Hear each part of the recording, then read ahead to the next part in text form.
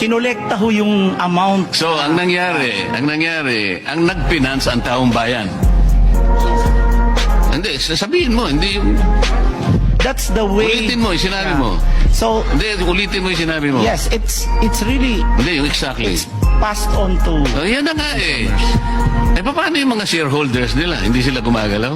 Ang taong bayan ang nagkakapitalize sa atin?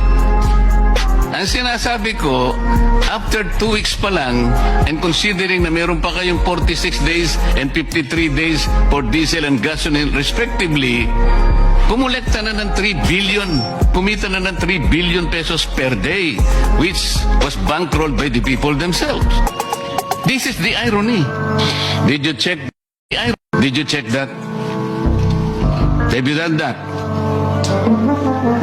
Not in that So, paano mo sasabihin ngayon?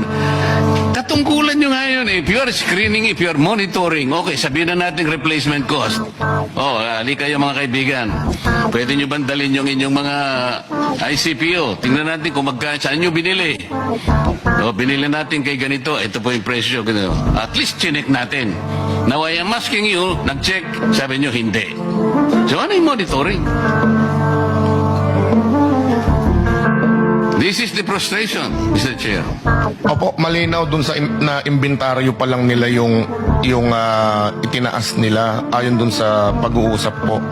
Ibig sabihin, overprice yung 2 hanggang 3 linggo na ibinenta sa aming fuel. Hindi.